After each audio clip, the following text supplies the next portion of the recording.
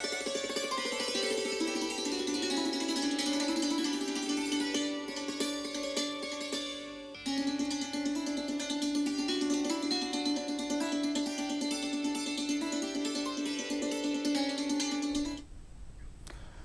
मित्रों, आज के बीच बहस कार्यक्रम में मैं अशोक व्यास आप सभी दर्शकों का बहुत बहुत स्वागत करता हूं। आज का हमारा विषय है एंटीबायोटिक और हमारा स्वास्थ्य। मित्रों, एंटीबायोटिक दवाओं के प्रति जागरूकता बढ़ाने के लिए विश्व स्तर पर हर वर्ष 18 से 24 नवंबर तक world anti microbial awareness week मनाया जाता है। वर्तमान समय में बैक्टीरिया को खत्म करने के लिए दी जाने वाली दवाओं का असर काफ़ी कम होता जा रहा है, जिसकी वजह से संक्रमण के दौरान इलाज करना काफ़ी कठिन होता जा रहा है। हम इस बात से अनजान हैं कि एंटीबायोटिक दवाओं का सेवन किसी भी स्थिति में करना स्वास्थ्य के लिए काफ़ी नुकसानदेह हो सकता है। एंटीबायोटिक दवाएं क्या हैं और ये कैसे काम करती है, इनके क्या फ़ायदे और नुकसान हैं, लोगों को एंटीबायोटिक दवाएं लेने में क्या क्या सावधानियां बरतनी चाहिए, इन सभी सवालों के जवाब जानने के लिए आज हमारे स्टूडियो में आमंत्रित हैं डॉक्टर रजनी शर्मा। आप SMS मेडिकल कॉलेज जयपुर में सीनियर प्रोफेसर हैं, डिपार्टमेंट ऑफ माइक्रोबायोलॉजी में। डॉक्टर साहिबा, आपका कार्यक्रम में बहुत बहुत स्वागत है। धन्यवाद। डॉक्टर साहिबा, जैसा कि हमने जिक्र किया शुरू में कि हम हर वर्ष एंटी माइक्रोबियल अवेयरनेस वीक मनाते हैं। ये वीक हम क्यों मनाते हैं, इसकी क्या ज़रूरत आ पड़ी कि इसको मनाने की हमने ज़रूरत महसूस की? देखिए, जैसा आपने अभी बोला कि हर वर्ष हम ये antibiotic awareness, anti microbial awareness week मनाते हैं जी। तो इससे पहले हमें ये समझना पड़ेगा कि एंटीबायोटिक्स वे दवाएं होती हैं जो हम बैक्टीरियल इन्फेक्शंस को ट्रीट करने के लिए यूज़ करते हैं। एंड ये बहुत सौभाग्य की बात थी कि 1928 में सबसे पहले, अपन सब जानते हैं कि पेनिसिलिन का आविष्कार हुआ। ये पहली एंटीबायोटिक है जो बनी थी और बहुत कारगर साबित हुई थी बैक्टीरिया के अगेंस्ट। उसके बाद का दौर एक गोल्डन एरा कहलाता है मेडिकल फील्ड में, फ्रॉम 1930 टू 1960 तक। इस दौरान बहुत सारी एंटीबायोटिक्स का रिसर्च हुआ, बहुत सारी नई एंटीबायोटिक्स बाजार में आई एंड ये सारी एंटीबायोटिक्स बहुत कारगर थी बैक्टीरियल इन्फेक्शंस के अगेंस्ट। लेकिन इन दवाओं को बहुत मिसयूज़ किया गया, जुडिशियल यूज़ नहीं हुआ इन दवाओं का। एंड बैक्टीरिया में खुद में क्षमता होती है रेजिस्टेंस डेवलप करने की, तो धीरे धीरे बैक्टीरियल रेजिस्टेंस देखा गया और ये दवाएं इन इन्फेक्शंस के अगेंस्ट बेअसर होती गईं। तो इसीलिए इसको एंटी माइक्रोबियल रेजिस्टेंस कहते हैं। तो अभी लास्ट ईयर ही एक एग्जांपल मैं देना चाहूँगी, लैंसेट जो कि बहुत इंपॉर्टेंट जर्नल है मेडिकल फील्ड का। उस जर्नल में एक रिपोर्ट छापी गई 2022 में। उसमें ये कहा गया है कि एंटीबायोटिक रेजिस्टेंस एक महामारी का रूप ले चुका है। एंड 2019 का डाटा जब एनालाइज किया गया तो उसमें ये पता चला कि 1.2% मौतें, मिलियन मौतें एंटीबायोटिक रेजिस्टेंस की वजह से डायरेक्टली हुई। कि ये वो इन्फेक्शंस थे जिनको हम ट्रीट ही नहीं कर पाए क्योंकि हमारे पास उन बैक्टीरिया के अगेंस्ट कारगर एंटीबायोटिक्स ही नहीं बची हैं। तो ये फिगर एक बहुत भयावह फिगर है, इससे हमें सीख लेने की बहुत ज़रूरत है। तो इन्हीं सब चीज़ों को देखते हुए WHO ने एक मुहिम जारी की कि एक एंटी माइक्रोबियल अवेयरनेस वीक मनाया जाए, जो हर साल 17 नवंबर से 24 नवंबर को मनाया जाता है। और इस वीक का पर्पस यही है कि डिफरेंट एक्टिविटीज़ करके not only health care workers में, वनस्पत जो जनरल पब्लिक है, कम्युनिटी में भी इस चीज़ की अवेयरनेस फैलाना कि एंटीबायोटिक्स को बहुत सावधानी पूर्वक यूज़ किया जाए, उनका मिसयूज़ ना किया जाए, सिर्फ जब जहाँ ज़रूरत हो डॉक्टर की सलाह पे तभी यूज़ किया जाए। तो इसलिए ये सप्ताह मनाया जाता है हर साल। ये तो आपने बताया कि एंटीबायोटिक जो दवाएं होती है ये बैक्टीरियल इन्फेक्शन को रोकने के लिए काम करती है, और भी इसके काम हैं मेडिकल साइंस में? नहीं, बेसिकली ये दवाएं होती है बैक्टीरियल इन्फेक्शंस को रोकने के लिए, लेकिन हर दवा का अपना साइड इफेक्ट भी होता है। ये अपन सब जानते हैं, किसी भी बीमारी के लिए अपन दवा यूज़ करते हैं तो उसका यूज़ तो होता ही है, अपन को उसका बेनिफिट मिलता है, लेकिन एट द सेम टाइम हर दवा का अपना साइड इफेक्ट होता है। यानी आप ये कहना चाह रही हैं कि एंटीबायोटिक दवा बेसिकली बैक्टीरियल इन्फेक्शन को रोकने के लिए ज़्यादा कारगर होती है। मैम, हमारे दर्शकों के लिए आप क्या बताना चाहेंगी कि ये कितने प्रकार की एंटीबायोटिक दवाएँ होती हैं और इसको लेने से हमको क्या फ़ायदे और नुकसान हो सकते हैं? एंटीबायोटिक दवाएं जैसा मैंने बताया 1928 से जो फर्स्ट पेनिसिलिन डिस्कवर हुई उसके बाद बहुत सारी एंटीबायोटिक्स, बहुत सारी क्लासेस की एंटीबायोटिक्स डेवलप हुई हैं। हम बैक्टीरिया को ब्रॉडली 2 तरह से डिवाइड करते हैं, ग्राम पॉजिटिव और ग्राम नेगेटिव। तो कुछ दवाएं हैं जो एक ग्रुप के अगेंस्ट एक्टिव होती है, कुछ दवाएं हैं जो दूसरे ग्रुप के अगेंस्ट एक्टिव होती है। तो एंटीबायोटिक डिफरेंट क्लासेस की होती है, कुछ नेचुरल सोर्सेज से प्रोड्यूस होती हैं, कुछ सिंथेटिक एंटीबायोटिक्स होती हैं, एंड ये बैक्टीरियल इन्फेक्शंस को रोकने में बहुत कारगर साबित होती हैं। लेकिन जैसा अभी अपन ने बात किया कि ये एंटीबायोटिक्स का इतना मिसयूज़ हो चुका है कि कम्युनिटी में भी, इवन ले मैन भी आज की तारीख में जानता है कि अगर कुछ भी फीवर हुआ है या गला खराब हुआ है, जुकाम हुआ है, बिना डॉक्टर की सलाह के वो उस एंटीबायोटिक को ले लेता है। तो इसकी वजह से एक तो एंटीबायोटिक्स बेअसर हो रही हैं, एंटीबायोटिक रेजिस्टेंस डेवलप हो रहा है, and at the same time ये एंटीबायोटिक्स के खुद के भी बहुत साइड इफ़ेक्ट्स होते हैं जो कि आम लोग इस चीज़ को रियलाइज़ नहीं करते हैं। वो एक दूसरे की देखा देखी एंटीबायोटिक खा लेते हैं, बिना डॉक्टर की सलाह के एंटीबायोटिक खा लेते हैं, वो फ़ायदा करने की बजाय कई बार बहुत नुकसान कर देती है। तो ये एंटीबायोटिक रेजिस्टेंस के जो आपने कारण बताया कि बिना सोचे समझे लोग उसका डोज ले लेते हैं, इसके अलावा भी और कौन से कारण हैं जिसकी वजह से ये दवाएं जो है बेअसर होती चली जा रही है, और इसके और कोई दूसरे कारण भी हैं? हाँ जी, इसके ये बहुत अच्छा सवाल आपने पूछा। ये मैं दर्शकों को बहुत समझाना चाहूँगी कि जब अपन एंटीबायोटिक यूज़ की बात करते हैं, अगर अपन फिगर देखा जाए तो सिर्फ 30% एंटीबायोटिक्स ह्यूमन यूज में काम आती है। मरीजों को ट्रीट करने में या आदमियों के स्वास्थ्य के लिए 30% एंटीबायोटिक्स यूज होती है। एंड ऑफ कोर्स जैसा अभी मैंने कहा कि मिस यूज एंटीबायोटिक का बिना डॉक्टर की सलाह के लेना, ये सारे फैक्टर्स हैं जो एंटीबायोटिक रेजिस्टेंस को करते हैं। लेकिन एट द सेम टाइम ये एंटीबायोटिक्स यूज़ होती हैं वेटनरी प्रैक्टिसेस में, एग्रीकल्चर में यूज़ होती है, एक्वाकल्चर में यूज़ होती है।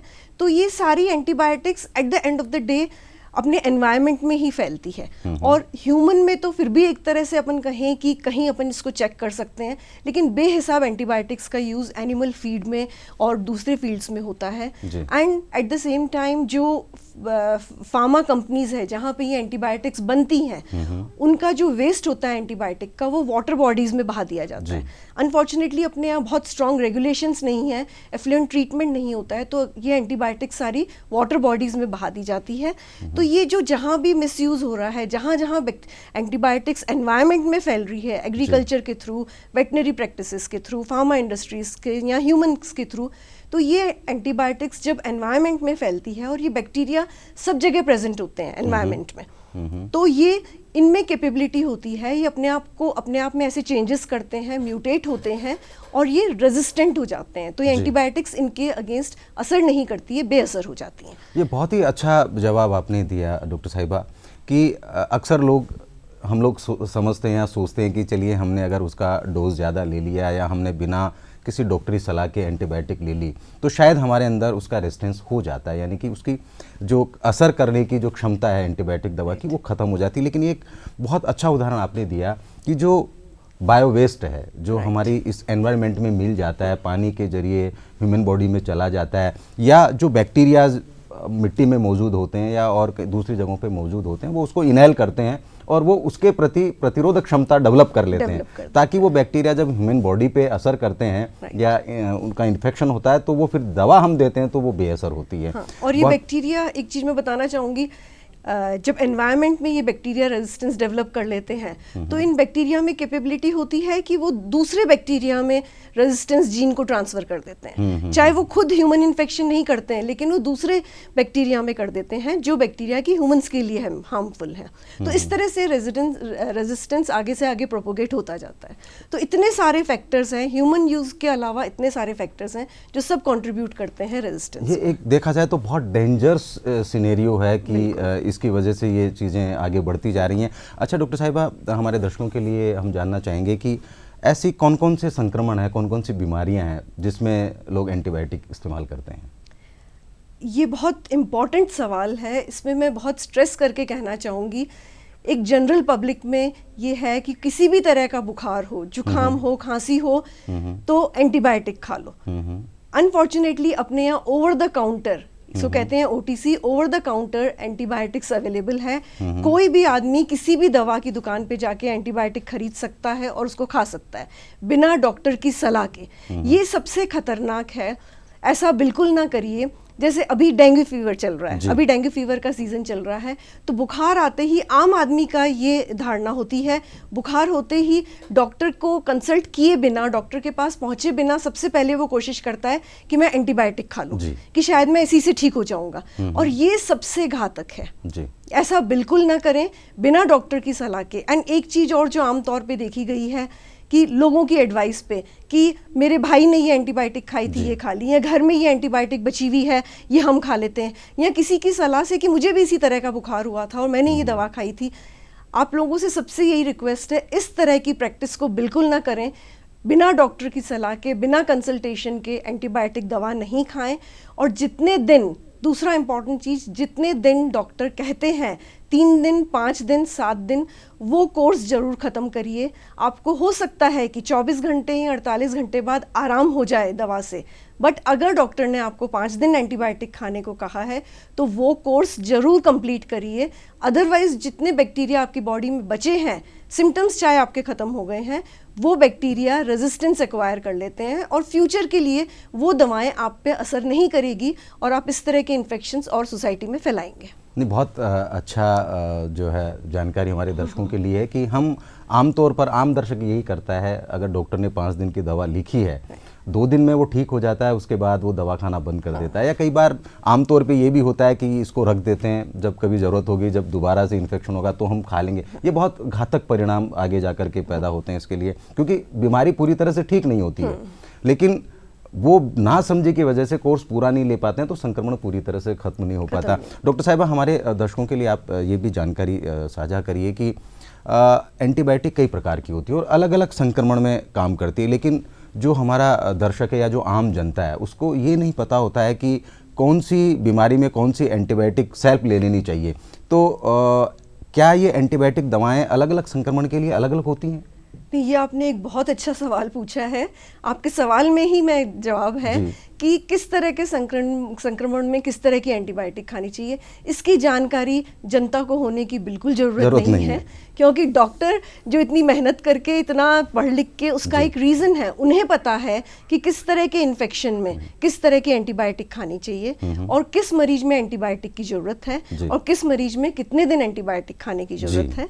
ये बहुत इंपॉर्टेंट चीज़ है। बिना डॉक्टर की सलाह के आप एंटीबायोटिक कोई भी ना खाएं। बिल्कुल सही, आपने बहुत बेहतरीन इसका जवाब दिया है, क्योंकि दवा अगर लेनी है तो डॉक्टर की सलाह से ही लें। डॉक्टर साहिबा, एक प्रश्न मेरे जहन में भी कौनता है कि हम, जो हमारी ह्यूमन बॉडी है, हमारा जो मानव शरीर है, तो हमारे अंदर जन्मजात जो है रोगों से लड़ने की क्षमता होती है, यानी हमारी बॉडी में प्रतिरोधक क्षमता मौजूद होती है जन्म के समय से। तो ऐसी दवाओं को लेने की ज़रूरत हमें क्यों पड़ती है? अगर हमारी बॉडी में अगर प्रतिरोधक क्षमता है तो फिर हम एंटीबायोटिक क्यों खाएं? अगर इस सवाल के जवाब में अपन ये सोचें कि अपने जो बुजुर्ग लोग थे, जो पहले की पीढ़ी थी, उस जमाने में इतना एंटीबायोटिक्स का चलन नहीं था। तो क्योंकि वो सेहत के प्रति बहुत जागरूक थे, हेल्थ का और हाइजीन का बहुत ध्यान रखा जाता था, तो उनकी रोग प्रतिरोधक क्षमता भी ज़्यादा थी। आज की तारीख में अपन लोग का खाना पीना, पॉल्यूशन, एडल्ट्रेटेड फूड है और फास्ट फूड, और ये जो पाश्चात्य संस्कृति ने जो सबका खाना पीना बिगाड़ दिया है, और टीवी, और इसकी वजह से लोग लेजी हो गए हैं, एक्सरसाइज नहीं करते हैं, तो जो जीवन शैली लोगों की हो गई है वो बहुत कुछ कंट्रीब्यूट कर रही है आपकी कम होती हुई रोग प्रतिरोधक क्षमता को। तो वो एक बहुत बड़ा फैक्टर हो जाता है कि हम रोगों से इतनी जल्दी लड़ नहीं पाते हैं, और प्लस बैक्टीरिया, जैसा भी अपन ने बात की, बैक्टीरिया रेजिस्टेंस डेवलप करते जा रहे हैं, तो ये दवाएं उनके बेअसर होती जा रही है। इसलिए हमें इसके बारे में ज़्यादा बात करने की ज़रूरत है, ज़्यादा सोचने की ज़रूरत है। ये एंटीबायोटिक दवाएं कब लेनी चाहिए? यानी कि आज अगर हम बीमार होते हैं या कोई भी व्यक्ति बीमार होता है, तो किस सूरत में उसको डॉक्टर से दवा लिखवानी चाहिए, या उसको वेट करना चाहिए कि नहीं, मैं क्या सेल्फ जो मेरी प्रतिरोधक क्षमता है, क्या मैं उससे ठीक हो जाऊं, या तुरंत बीमार होते उसको डॉक्टरी सलाह लेनी चाहिए? बिल्कुल वेट करना चाहिए कि जैसे अपन जानते हैं कुछ बीमारियां मौसमी बीमारियां होती है, जैसे अभी सर्दियां आ रही है, सर्दियां आते ही आप हर दूसरे तीसरे आदमी को देखेंगे जुकाम खांसी या हल्का बुखार है। तो ये बुखार जरूरी नहीं है कि बैक्टीरियल इन्फेक्शन से ही हो। यूजुअली सर्दियों में जो बुखार होते हैं वो एलर्जिक कंडीशंस होती हैं या वायरल इन्फेक्शंस बहुत इंपॉर्टेंट हैं। लेकिन लोगों की एक टेंडेंसी होती है जैसे ही बुखार हुआ, गला खराब हुआ, खराश हुई, खांसी हुई, तो वो दवा की दुकान पे चले जाते हैं और वहां से एंटीबायोटिक लेके खा लेते हैं। ये सबसे हानिकारक प्रैक्टिस है। इसको चेक करना बहुत जरूरी है कि सबसे पहले आप 2-3 दिन वेट करिए।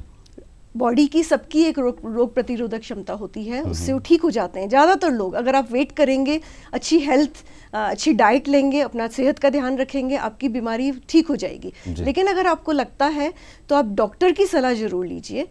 उन्हें पता है कि अभी किस बीमारी का सीजन है। नॉर्मली जो सीजनल डिजीजेस हैं उन्हें पता होता है कि अभी वायरल डिजीजेस का सीजन है, तो उनकी सलाह के बिना आप अपने आप एंटीबायोटिक मत खाइए। अगर वो एडवाइस करें, आपको प्रिस्क्राइब करें, तो ही आप एंटीबायोटिक लेनी चाहिए। अगर मान लीजिए कोई ज़्यादा एंटीबायोटिक लेता है, इसके क्या क्या नुकसान हमारे शरीर को हो सकते हैं, ये हमारे दर्शकों के लिए आप बताइएगा। ज़्यादा एंटीबायोटिक एक बड़ा ही रिलेटिव टर्म है। जैसा मैंने कहा, हर एंटीबायोटिक का एक कोर्स होता है, है ना। कुछ एंटीबायोटिक्स 3 दिन के लिए होती हैं, कुछ 5 दिन के लिए होती है, कुछ 7 दिन के लिए। तो वो अकॉर्डिंग टू डिजीज या type of infection doctor decide करता है कि कितने दिन एंटीबायोटिक खानी चाहिए। लेकिन एंटीबायोटिक्स ज़्यादा अगर अपन खाएंगे तो रेजिस्टेंस तो डेवलप होगा ही, लेकिन ये आप लोगों को जानना बहुत ज़रूरी है कि एंटीबायोटिक्स के खुद के बहुत दुष्प्रभाव होते हैं। तो आप प्रिस्क्राइब टाइम के आगे अगर एंटीबायोटिक खाएंगे तो वो फ़ायदा करने की बजाय वो आपको नुकसान करेगी। नहीं, लेकिन कौन कौन से नुकसान ज़्यादा हो सकते हैं? शरीर के ऐसे कौन से अंग हैं जिनके ऊपर ज़्यादा लेने से इनका प्रभाव पड़ सकता है? ये एक बहुत महत्वपूर्ण सवाल है दर्शकों के लिए, क्योंकि जो दर्शक बिना सोचे समझे या बिना डॉक्टर की सलाह के सीधे जाकर के मेडिकल पे जाते हैं और दवा ले लेते हैं, और उनको ये भी नहीं पता होता है कि हमें कितनी खानी चाहिए। तो उन लोगों के लिए बहुत बेहद ज़रूरी है कि हम अगर ज़्यादा लेते हैं तो कौन कौन से अंग या कौन कौन से शरीर के जो हमारे पार्ट हैं जिनके ऊपर इनका बहुत घातक प्रभाव भी पड़ सकता है, वो आप ज़रा सा क्लियर कीजिएगा। हाँ, ये बहुत इम्पॉर्टेंट सवाल है कि एंटीबायोटिक जब आप एक प्रिस्क्राइब टाइम के बाद में या ओवरडोज कर लेते हैं या बिना इंडिकेशन के खाते हैं, तो इन एंटीबायोटिक्स का बॉडी के विभिन्न अंगों पे, विभिन्न ऑर्गन्स पे बहुत खराब इफेक्ट पड़ सकता है। कुछ दवाइयों के कारण किडनीज खराब हो सकती हैं। ये बहुत महत्वपूर्ण है, बहुत महत्वपूर्ण इससे डरना चाहिए। राइट, इससे डरना चाहिए, क्योंकि दुष्प्रभाव ये आपको डराने के लिए नहीं कहा जा रहा है, बट ये आपको समझना बहुत ज़रूरी है कि एंटीबायोटिक्स आपकी लंबे टाइम तक लेंगे, या कुछ एंटीबायोटिक्स का इफेक्ट होता है कि वो आपकी किडनीज को ख़राब कर रही हैं, कुछ आपके लिवर को ख़राब करती हैं, कुछ के खाने से आपके मुंह में छाले हो रहे हैं, आंखों पे फ़र्क पड़ता है। तो बॉडी के डिफरेंट अंगों पे इन एंटीबायोटिक्स के दुष्प्रभाव भी होते हैं। डॉक्टर साहिबा, ये जो एंटीबायोटिक्स के दुष्परिणाम हैं और ये बहुत एक भयावह प्रॉब्लम हमारे बीच में धीरे धीरे फैलती चली जा रही है, तो लोग इस विषय में जागरूक हों, इसके लिए सरकार की कोई पॉलिसी है? सरकार क्या क्या कदम उठा रही है इसके लिए? हाँ जी, बिल्कुल, सरकार अपनी तरफ से पूरी सचेत है। जैसा आप लोगों ने देखा होगा कि जब भी आप कोई एंटीबायोटिक खरीदते हैं तो सरकार की तरफ से एक कलर कोडिंग आजकल एंटीबायोटिक के ऊपर होती है। हरी स्ट्रिप या लाल रंग की स्ट्रिप बनी हुई है। तो WHO ने ही एंटीबायोटिक्स को डिफरेंट कैटेगरीज में डिवाइड किया है, जिसको अवेयर बोलते हैं। एक होता है एक्सेस कैटेगरी ऑफ एंटीबायोटिक, एक होता है वॉच और एक होता है रिजर्व। तो रिजर्व का मतलब, जैसा खुद ही वर्ड इंडिकेट कर रहा है, रिजर्व का मतलब है कि वो एंटीबायोटिक्स रिजर्व कैटेगरी में है, उसको हर किसी तरह के इन्फेक्शन में बिना डॉक्टरी सलाह के रूटीन में यूज नहीं किया उसका कोई मार्क होता है। एंटीबायोटिक का जो आप पत्ता लेंगे बाजार से, उसके ऊपर एक लाल स्ट्रिप एक लाल लकीर बनी होती है। तो ये इंडिकेट करती है कि this is prescription antibiotic, doctor की सलाह के बिना वो एंटीबायोटिक नहीं लेनी चाहिए। तो वो दवा की दुकान से उपलब्ध भी नहीं होनी चाहिए लोगों को। एंड एक कैटेगरी होती है जिसको एक्सेस कैटेगरी कहते हैं। गवर्नमेंट की तरफ से, WHO से ये गाइडलाइंस है कि जब भी कोई संक्रमण हो, कोई इंडिकेशन हो एंटीबायोटिक का, तो शुरुआत अपन को उन एंटीबायोटिक से करनी चाहिए। उनमें रेजिस्टेंस डेवलप होने के चांसेस कम होते हैं और वो ज़्यादातर इन्फेक्शंस को कवर कर लेती है। उसका भी कोई मार्क होता है उसके ऊपर? किस हरे रंग की स्ट्रिप होती है। तो ये गवर्नमेंट की तरफ से एक बहुत अच्छी पहल है। दूसरा मैं आपको बताना चाहूँगी, एक national programme of anti microbial resistance surveillance, जी। ये ministry of health and family welfare की तरफ से है, एंड एसएमएस मेडिकल कॉलेज इस प्रोग्राम का पार्ट है 2015 से। जी। तो इसके तहत एंटी माइक्रोबियल रेजिस्टेंस का सर्विलेंस होता है। जी। लाइक हमारे डिपार्टमेंट में जांच के लिए सैंपल आते हैं पेशेंट के, कल्चर एंड सेंसिटिविटी नाम की जांच होती है। उसमें हम देखते हैं कि किस तरह का इन्फेक्शन है और वो किस ड्रग को सेंसिटिव है, जो इन्फेक्शन है, जो बैक्टीरिया आइसोलेट हुआ है वो किसको सेंसिटिव है। तो इस तरह का सर्विलेंस का हम पार्ट हैं। तो उससे ये फायदा होता है कि जैसे जैसे रेजिस्टेंस डेवलप होता है तो हमारी पकड़ में आ जाता है। जी। तो ये गवर्नमेंट की एक बहुत अच्छी मुहिम है, उसके तहत ये प्रोग्राम चलाया जा रहा है। अब तक ये सिर्फ नेशनल प्रोग्राम था, लेकिन आपको जान के प्रसन्नता होगी कि अब स्टेट लेवल पे भी स्टेट गवर्नमेंट्स ने भी इन प्रोग्राम्स को अडॉप्ट कर लिया है। 4 स्टेट्स में ऑलरेडी ये प्रोग्राम लॉन्च हो चुका है, दिल्ली में, महाराष्ट्र में, केरला में, मध्य प्रदेश में। एंड बहुत अच्छी बात है कि राजस्थान में इस साल से ही state action plan for containment of anti microbial resistance, ये एक प्रोग्राम स्टार्ट हुआ है, एंड एसएमएस जयपुर उसका नोडल सेंटर है। एंड सारे medical colleges, government hospitals, even private बड़े कॉर्पोरेट हॉस्पिटल्स को भी इसमें लूप इन किया गया है। और जो एंटी माइक्रोबियल रेजिस्टेंस से रिलेटेड जो एक्टिविटीज़ है, जो सर्विलेंस एक्टिविटीज़ है, इन सबको करके एंड अपने पास में 6 महीने में, 1 साल में एक बहुत अच्छा डाटा कलेक्ट होगा। उससे हम एक गाइडलाइंस तैयार कर सकेंगे कि कौन सी एंटीबायोटिक्स को हम रोक सकते हैं, कौन सी एंटीबायोटिक्स के अगेंस्ट रेजिस्टेंस डेवलप हो रहा है, तो और किस तरह से हमें एंटीबायोटिक्स यूज़ करनी चाहिए। और इस प्रोग्राम में सिर्फ ये नहीं है, जैसे अगर अपन एंटीबायोटिक रेजिस्टेंस की बात कर रहे हैं तो इसमें सबसे इम्पॉर्टेंट, जैसा अभी आपने कहा था, रोग प्रतिरोधक क्षमता। तो अपन जानते हैं एक इन्फेक्शन कंट्रोल प्रैक्टिसेस, ये आजकल किसी के लिए नया शब्द नहीं है। कोविड ने सबको सिखा दिया है कि इन्फेक्शन कंट्रोल, अपना हैंड हाइजीन, खुद का प्रोटेक्शन, खांसी कर रहे हैं तो आप एरोसॉल्स नहीं जनरेट करें। तो ये कुछ जनरल इन्फेक्शन कंट्रोल प्रैक्टिसेस हैं। इन प्रैक्टिसेस को अगर अपन फॉलो करें जनरल पब्लिक में, एंड हॉस्पिटल के लिए इन्फेक्शन कंट्रोल प्रैक्टिसेस अलग तरह की होती हैं, तो इसी प्रोग्राम के तहत इन इन्फेक्शन कंट्रोल प्रैक्टिसेस को भी स्ट्रेंथन किया गया है, जिससे कि अपना एंटी माइक्रोबियल रेजिस्टेंस आगे नहीं बढ़े। तो आपके अनुसार सरकारों को और कौन से कदम उठाने चाहिए कि ये लोगों में अवेयरनेस फैले, या ऐसी कौन सी गतिविधियां और यूज करनी चाहिए ताकि लोग इसके बारे में जागरूक हों?